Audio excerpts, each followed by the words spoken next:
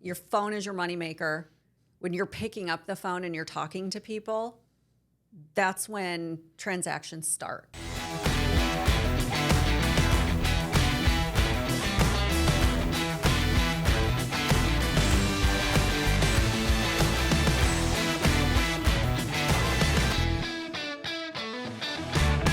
Welcome to another episode of the 121% Podcast. My name is Kevin Johnson, and today we have the privilege of welcoming back to the show Heidi Foster. I've had the honor and privilege of working with Heidi during my career here in real estate over the last several years, and I've always been just thoroughly impressed and just blown away at her level of thoughtful follow-up. She doesn't just stay in touch with you with the common, like, just checking in to see how things are going. There's always some purpose to it. And she has an uncanny ability to know what's going on in your life and connect that follow-up to your life. So I thought I'd bring her on the show and we could talk a little bit about how she does that. And so hopefully you can take some of the lessons that Heidi does and learn from them and implement them into your business. So Heidi, welcome to the show. Thank you. I am really excited to be back and just love any opportunity to, connect with you, Kevin. You're awesome. I love you and your team here. So always happy to be here. So tell for our audience a little bit about your background. What was your journey to get to where you are today? Well, I don't know how far back we want to go, but it's not that far. You're only 21, right? Yeah, exactly. No, I guess sales. So I would say it started when my mother was in a band growing up, and it was my job to get people on the dance floor. So I would say my sales journey actually started at a very young age. But yeah, I've been in the real estate vertical and the title insurance sector for this will be my 24th year, and it's been a wild ride. A lot of changes in the industry, and every year, every quarter is a whole different experience. So you always have to kind of stay in tune with what's going on, and you guys do a great job of that. So it's definitely an industry in flux. Just peaks and valleys. Just a little bit, just a smidge, as I like to say, just a smidge.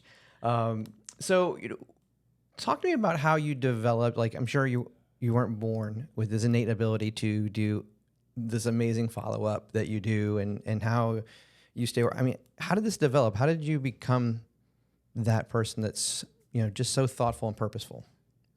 Well, I do have a bit of a blessing and a curse called perfectionism. So I would say that that's something that I've always had. And so when I meet someone, I want to always make sure I'm connecting. It's my job to connect. So I wanted to do that in a great ways. But it's really been trial by error. And at the end of the day, I think it's just finding those opportunities to connect, which isn't always about business. Mm-hmm. So it's just, how can you organically and, genuinely connect with people? My role has changed a lot. I used to be a lot more in person with people with my role, and it's changed a lot. Agents aren't in their offices as much, and most people are working remotely. I do a lot of my meetings remotely. So I have, over time, developed, many different ways to connect. And I feel like you can't just do one thing. You have to, based on whoever you're trying to stay connected with, you have to really personalize that, and you have to be able to recognize ways that you can personalize those, follow-ups or those communication points. It's really about being personal. It's about being genuine. And I'd like to think over time, I'm still learning how to do that every single day. Well, I definitely, one of the things I always notice with you is your follow-up is very intentional. It's not just because it's the time of the month or the day of the week to do something. It's more organic. I mean, how do you... I'll share the story that I had a 15-year-old pup die from a heart issue, and literally, I think it was the next day or the day after. Here, I have a card from you arriving in the mail, and then when we got the new pup, he had a gift basket, waiting from you and your company. So, I mean, that's a lot. You don't just deal with a couple agents. You deal with a lot of people. Like agents deal with a lot of consumers. How on earth do you even begin to organize that and stay on top of that in a world that's full of so much noise? Well, I would say, firstly, you have to, with some of those like life event type things. So I try not to go on social media just to scroll. I try to go on there with a purpose, like what's going on with people and how can I connect with them? So if you do see something that's a life event, so whether it be a good thing or something that they're struggling with, I try to use that as an opportunity to connect. You want people to know you care. People put things on social media. Everybody wants to feel, cared for, and you genuinely have to do that. But I think, I mean, truthfully, I do a lot with cards. So I have a lot of cards for a lot of different things. You do. So I have birthday cards, pet sympathy cards. You're on fire. Like if somebody's doing a really good job with what, their hobby or their job. So I try to have cards for a lot of different things that I can have ready to go at any given moment. And you try to look for, so I'm usually up at like 2 a.m. for about a good hour at the very least. And I do Just try random? yeah, I don't know. I don't know what it is, but I'm just programmed that way. So that's kind of my time to do that scrolling. And I actually have a notepad next to my bed, and I write down something that I need to remember, like, oh, I saw so and so maybe had this happen, or so and so just celebrated this, and the next morning that'll be one of the first things I do is I go in and I'm very lucky. I have a wonderful assistant, and I message her and I'll say, hey, do we have something for this, or can we send something out for this? And or even if it's like a little gift of some sort, like, so she and I collaborate. She's a former teacher and she's amazing. So she and I do collaborate and say, oh, what we could do for this. And sometimes she'll send me examples. Sometimes I'll say, can we just order this? So we do, I do kind of have a collaboration partner on that stuff. But I think you have to be ready with those pieces. Also, I think that you have to be really organized with those things that maybe are holidays or birthdays. We have so many great CRM systems, but you have to put the information in. Amen. So you have to do that work. Mm-hmm. You have to, and I always tell agents, like, those are perfect opportunities to call your sphere and say, hey, I don't have your birthday of you and your, spouse or your person. Are you a veteran? Do you have pets? I think the more personalized information you have, you can, I don't like to use the word manipulate, but you can utilize that and get very systems driven. So, when April birthdays come around, you have a plan. It doesn't take you a lot of time because you're organized. You have that information ready to go. You have the birthday cards on hand. You can get those out for your April birthdays.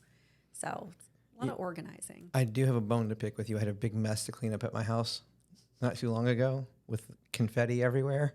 But you remember. Yep. So you'll remember the card. It was a birthday card. Opened up and confetti everywhere. So I had a balloon too. But I don't know if you saw it, but there was a sticker on the outside that said "Warning: Party Inside." I wasn't expecting confetti. I knew I should expect some. I'm like, okay, what is this? It's from Heidi, so I should be like cautious. And then went to open it and it tugged just right, and it went everywhere. And the dogs were like, no. yes. Oh, so, well, if the dogs were happy, then I'm happy. They were thrilled with that. So yeah, it's being intentional, that follow up. So how do you organize yourself, like for those longer term life events? Are you using a CRM system or? Yeah, so we use Salesforce. Okay. I have Salesforce is my CRM, and I do have that information in there that I can utilize. Holidays, I think holidays are a great way to stay in front of your sphere, but maybe not the traditional holidays. So everybody sends out Christmas cards and usually maybe Thanksgiving cards, but sending things out maybe for a lesser known holiday or Even, one of those every day is a holiday things like National, Crazy Sock Day or National whatever. I think those are some fun opportunities to connect as well. But yeah, I do utilize Salesforce and, good old fashioned Excel. Wow, going old school there. Just a little bit, huh? Yeah. So how for some agents they have this innate fear of talking to people, which always surprises me because they're in real estate. But they're comfortable enough to find out how many bedrooms, bathrooms, or that stuff, but they get less comfortable getting more personal and finding out some of those details. So what advice would you give those type of agents that are just a little bit shy? Well, it's real easy. Do you want to make money or do you want to deal with being shy? You really have a choice. Your phone is your moneymaker. When you're picking up the phone and you're talking to people, that's when transactions start. That's the seed planting. That's, you know what I mean? So you have to make a decision if you're too scared to talk to people or if you want to pick up the phone. The phone is money that equates to, money being made, transactions happening, making connections. So I just think that you have to do it. And the more you do it, the easier it gets. Rejection will happen. I make phone calls all day long. And I get so much rejection. And you just have to have, your skin gets thicker as you do it. So you just have to just keep trudging along, keep moving forward, keep making those phone calls. And it's funny, the more phone calls you make, the luckier you get. It's the way it works. It's the way it works. I always tell agents, 95 to 97 people are going to tell you no and reject you. 2 to 3 are going to say yes. So how about we just worry about celebrating the no's, celebrate the rejection, because that means you're getting closer to the yeses. And I'm sorry, you're not going to have a career of all yeses. You're going to have to get through no's and rejection and people hanging up on you or cussing you out. It's just that, when it comes to getting some of these details, I think a lot of agents can just have a general conversation. As they're getting to know the customer, if they're going to visit for the listing presentation and they see a dog bowl, ask the dog's name, right? If they see those signs around the house, take mental note. If you're working with a buyer and they're giving you features and they say they have a dog, ask the dog's name. They're giving you this information. You just have to take it to the next level. Right. And you have to make the conversation very personal. I feel like we all lean into, well, I'm just checking in. It's the worst thing to say. Or do you know anyone buying or selling real estate? No. Or asking for it's the referral. It's the when are you looking to move? Right. You have to, and it all comes with time, and it's practicing scripts. I think it's one of my favorite lines an agent told me years ago was, when you pick up the phone and you're calling someone in your sphere, you always try to have a conversation, a very genuine conversation, but a really great line is, what's next for you? And I just think it's such a great line. What's next for you? Because that just automatically is going to get someone thinking about major life events, which, as we know, relates to real estate needs. So that has always been one of my favorite lines. When I meet with agents, I always tell them, you cannot do you know anyone buying and selling real estate? What's next for you? And then have scripts ready for anticipated responses. Kids moving out of the house, divorce, good or bad, have something lined up. Oh, well, don't you have a 5-bedroom home? Your daughter's going to college. How is that going to work? What's next for you? What are your plans? You and your husband want to move to the beach soon now that your kids are out of the house. It just prompts life event leads. So I think that it's, getting personal. Can you think of a time where just your normal routine, intentional follow-up led to a long-term successful partnership or relationship with somebody? Oh, yes, all the time. And that's how I've done this job for 24 years is just business doesn't happen overnight. If it was that easy, everyone would do it, right? And you have to decide if you want to stay in it for the long haul, which means you might not have business today from someone, but because you've stayed top of mind in multiple different touch points, meaningful conversations, multiple different platforms of touch points. So not just emails. You can't just rely on emails. You got to pick up the phone. You have to You want them to talk to the people? I mean, how many emails do you really like read? Especially like, Not many. yeah, I get how many a day? I mean, hundreds a day. yeah, and so does everyone. So like you have to like think of different touch points that are personalized to that person. But yeah, I mean, it happens every day for me. So real estate agents are my like clients. So there's a ton of agents out there and they all have someone that they work with for, what I do, title and escrow. So sometimes it just, you have to stay purposeful, you have to stay consistent, and you never know when someone will have a bad experience or they're just ready to move their business to, to my company and to me. And it's just, you have to stay top of mind. What are some of the biggest mistakes that you think that you see real estate agents make that kind of hold them back? Not making phone calls. Theme. There's a theme here. It's crazy. Like, and I feel like, so I have teenagers and my kids communicate through Snapchat and through like messaging. They're not big talk on the phone people, but I still feel like in person and on the phone, like people are just afraid to do it. And I feel like that's, I actually do challenges with agents. So I'll say you make 125 phone calls a week. It's a 125 phone call challenge. So if anybody listening wants to take it, I'll be happy to be your accountability partner. But I mean, you wouldn't believe the business that comes out of those challenges. I had one agent, 6 deals, I think she got from it one week. I don't know. I equate the phone to your moneymaker. I do too. The other thing I would say to add to that is don't prejudge anyone. Yeah. Because all too often, I'm not going to call that person because they fill in the blank, or whatever excuse you want to give yourself. And what I tell agents is that's just your excuse. Yeah. You're just trying to find a reason not to do what you need to do to make money. Right. And I don't know about you, but when I pay my mortgage, they don't take excuses. Yeah. They only want cash. Yeah. So you can make money or you can make excuses. Which one? Yeah. Only one's going to get you a little bit further in life. I also think right now too, video. And I always ask agents, I kind of, my approach is a lot of consultation with agents. I don't just ask for the business. I like to consult. I like to learn about your business because there's so many agents. Everyone has a niche, different ways that they like to, market themselves. And so I try to consult. And in that process, I ask agents, like, are you doing video? And so many agents are like, no, I do not like myself on video. Well, no one likes themselves on video. Let's just say it out loud. Like, no one likes how they look on video, how they sound on video. If you're someone that can get past that only with just doing it, just like picking up the phone, I mean, it's just like there's so many opportunities. I'll add to that.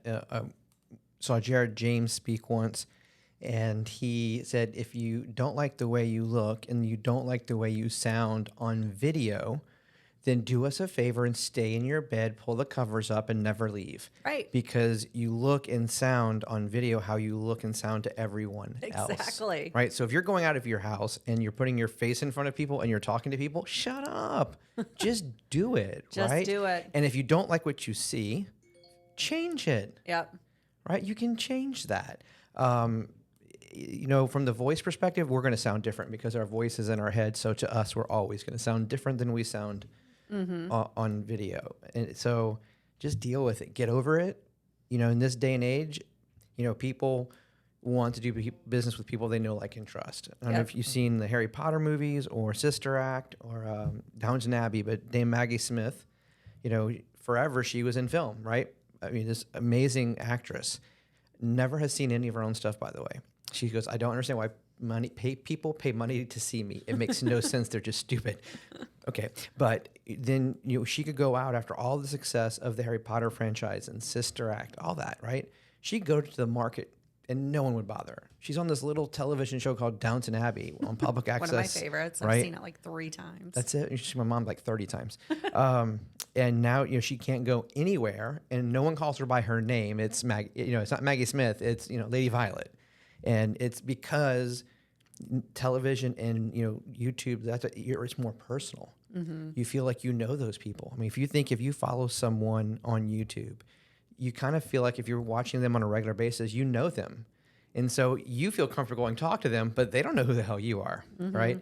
On film, she never had that problem because that's at a theater, not at your home, not on your device. So if you're putting yourself out there on video, people are going to know, like, and trust you without even having met you. Yep.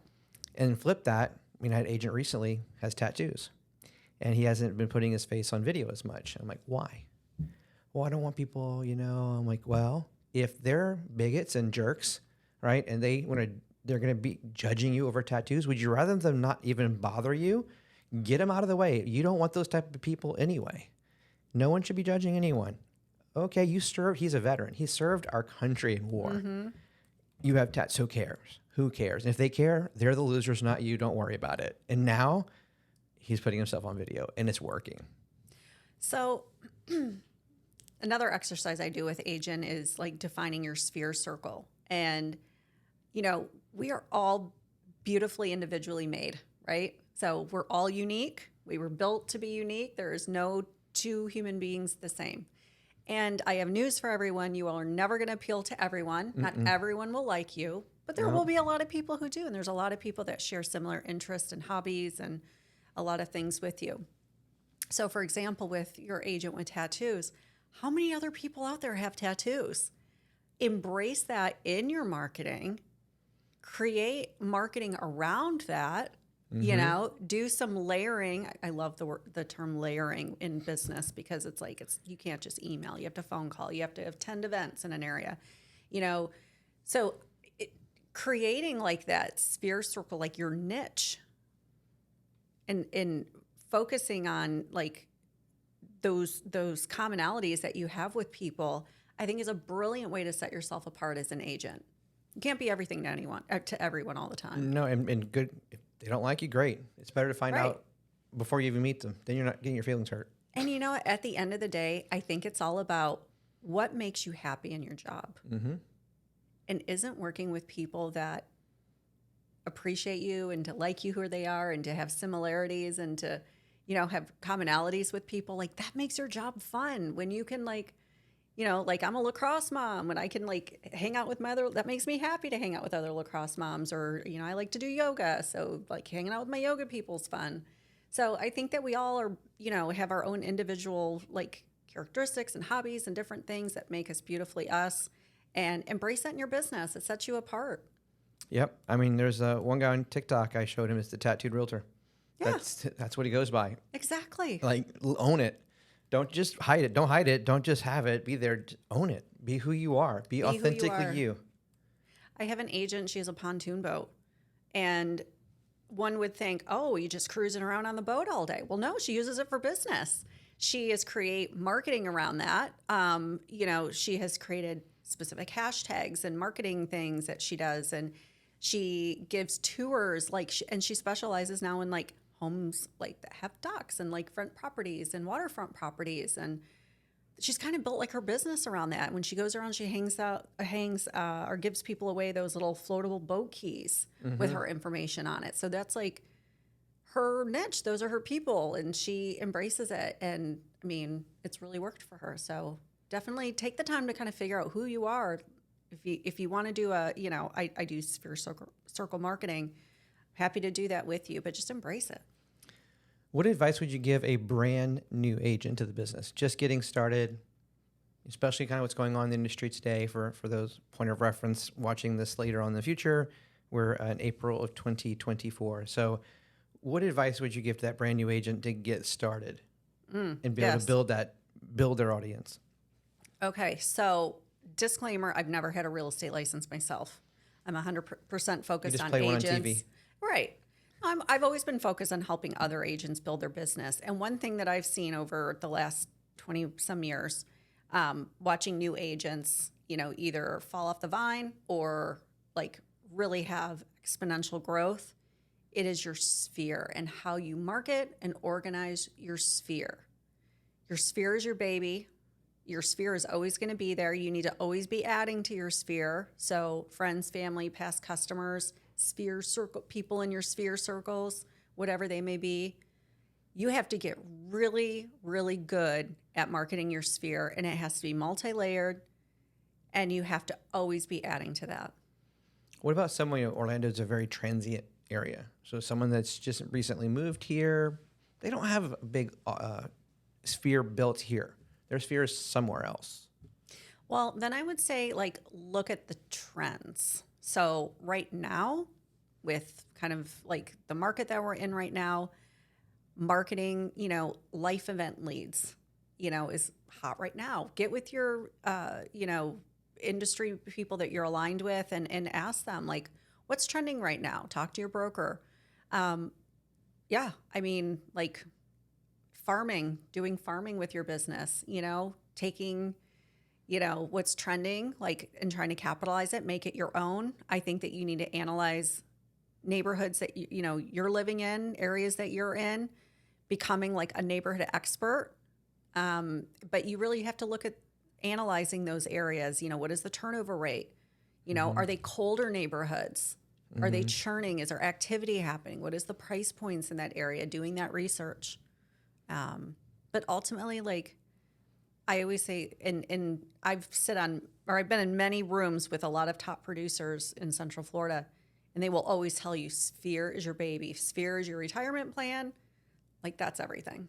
And there are many agents out there that they don't take new customers. It's only repeat or referral business.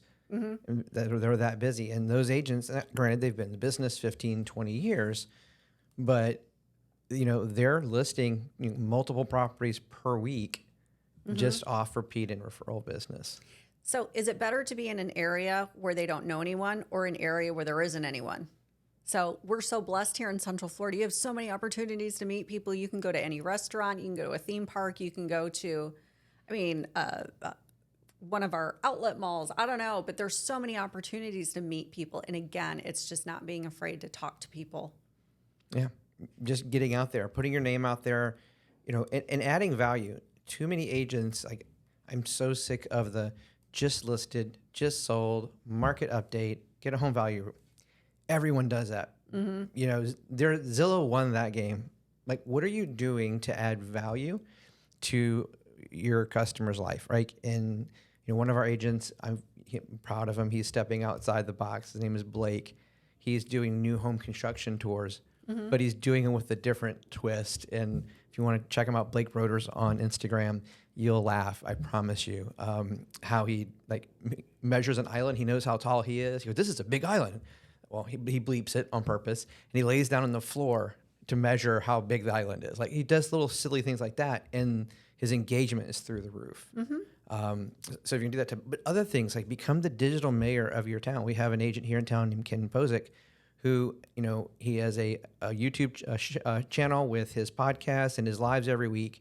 He anything about Orlando, real estate, or Disney, right? Those are his three favorite things in life. And you can see it when he's talking about it. It's just the excitement, and people follow him, and he gets business from that. Yeah. And he is someone who moved here. So he didn't have that following. He vacationed here. He loved it here. He moved here and decided to do real estate here. And so he built his sphere here through video. Yeah. I mean, what a great, now get over yourself, get on camera, right? You have a favorite restaurant you go to all the time? Ask to interview the owner. Absolutely. Become the digital mayor. Yep. If you want to check out a great example, Kyle Whistle with the Whistle Realty Group in San Diego, California, is a great example of someone who has built an amazing business doing that type of, the video marketing. He lives in Santee, California. He had Santee Saturdays, and every Saturday he featured a business that was in Santee, California. It took off. They ran out of businesses because it's a small town, so they realized the most popular videos were the restaurant ones. So they're in East County. So it was East County Eats was the new show.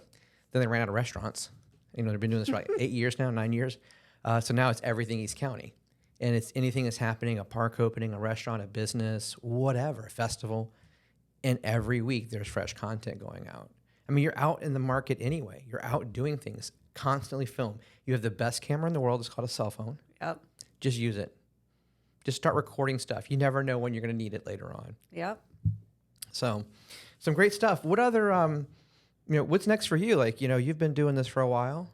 You know, what's the future hold for the legendary Heidi Foster? Oh, well, you know what? I just absolutely love what I do. I just always, am on the, I love to always meet with new agents, like in all stages of the business. And, I think that just starting to work with newer agents and, staying consistent. I'm always trying to learn new things. Always trying to stay on top of the technology that's out there in our business. But yeah, just kind of plugging along. I've done it for 24 years. It's what I know. It's what I love to do. And, just continuously provide value out there and to, always love to work with new professional agents. So I'd love to get your thoughts. Now, obviously, we're not here speaking on behalf of any company or organization. We're not attorneys. We're not offering legal advice. It's just Heidi and Kevin having a entertaining conversation. So just putting that out there. What are your thoughts on, all the hoopla, or whatever you want to call it, around the proposed NAR settlement? Like, for me, I think it's a nothing burger. I really there's not much to it. What are your thoughts? So one thing I've learned since I've been in this industry is that there is always change, always.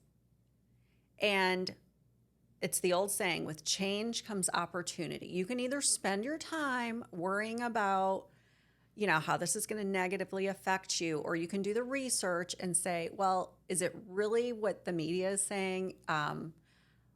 What opportunities are there? I remember when TRID happened, like everybody was freaking out, like, are you kidding me? But it weeded some mortgage professionals out, but it also created opportunities for people that were in it for the long haul.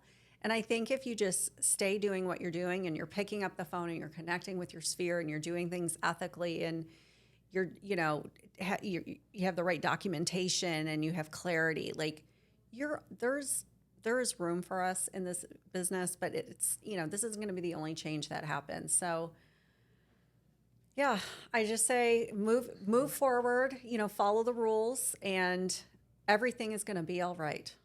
That's the word for word. That is what I always preface every conversation. Remember, everything's going to be all right. Take a deep breath. Deep right? breaths. So you have to have a buyer sign a buyer broker agreement. Okay, you wouldn't take a listing without one. So why the hell have you been taking buyers without one? That's my bigger question. Not that you have to starting potentially in July. It's like, why the hell haven't you been doing all along? Right. That's bad business to not do it. So, okay, we're going to be doing better business practice. Oh, and the other one is the offer of comp won't be in the MLS. You can advertise it everywhere else. Mm-hmm. It just won't be. Okay, that's how commercial has worked for years. Last time I checked, they're doing okay. Yeah. They still transact business without an MLS. Mm-hmm. Well, hey, they don't even have the MLS, by the way, right? So that's why it's not there. And they still do just fine. Yep.